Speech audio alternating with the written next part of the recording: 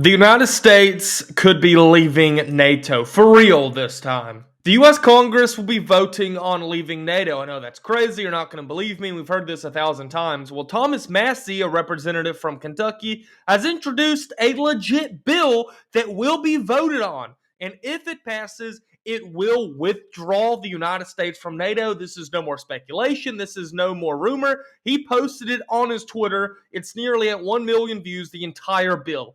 All he needs is 51% of the House, 51% of the Senate, which are both Republican controlled, which he is, and the U.S. is going to leave NATO. It's this soon. It could happen literally by Christmas. This could alter the entire history of the world, and it is a great thing. Europe can handle its own defense. Russia's never invaded a NATO country. NATO is more than capable without the U.S. of defending itself. It's 27 countries versus one, which is Russia. So this idea that the U.S. needs to throw $880 billion into its defense. Why does the U.S. spend so much money on defense? Because we're in Europe, because we're in the Middle East, because we're in the Caribbean attacking Venezuela soon, and because we're in Asia defending Taiwan, South Korea against North Korea and China.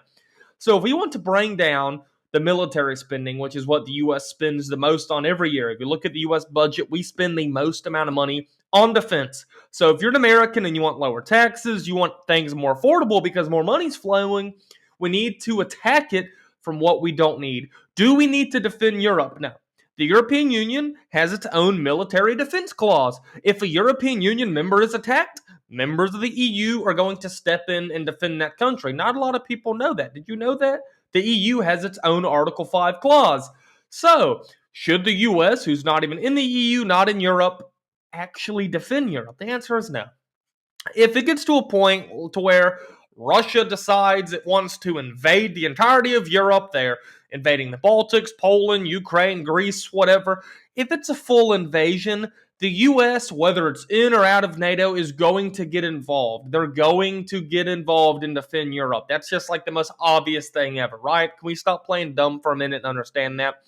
But if Russia decides to poke or invade Estonia, Lithuania, Latvia, one of those very tiny countries up north, should we really risk a nuclear war with Russia? Do you want to see New York and Washington, D.C. be turned to rubble by a Russian nuclear missile just because we want to defend a country with a population of like 400,000 people?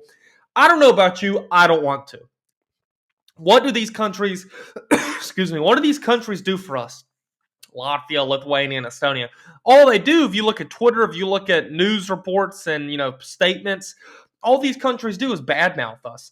They say how shameful it is the U.S. is not helping Ukraine more, even though we give them the most money out of everyone. We give them the most weapons out of everyone, and they're still not grateful enough. So these are the Baltic countries like to shame the U.S. You're going to leave NATO. You're what a Russian sympathizer. How shameful are you? It's all over it. They hate us. These European countries, they hate us. They want nothing to do with us. But whenever they need to rely on us, all of a sudden, it's America. You should defend me. It's not, thank you, USA, like that Kosovo song. Thank you, USA, whatever. We don't get that from these countries. Even though the only reason they exist is because of us. Ukraine exists right now because of American support. The Baltics exist because of American support. France is a republic because of American support in World War II. Like, this is things that happened like 70, 80 years ago in our generation, in some of these people's lifetime. It happened. And they're so ungrateful. They're living in some crazy reality that Europe is some superpower now. Well, you are. Go ahead. Please be the superpower you say you are. We don't want to defend you.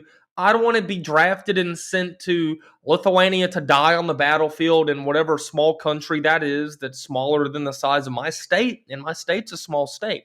So the U.S. should overwhelmingly approve this vote to leave NATO and get done with this. Thank you for watching the video. Make sure to subscribe, like the video, comment your thoughts.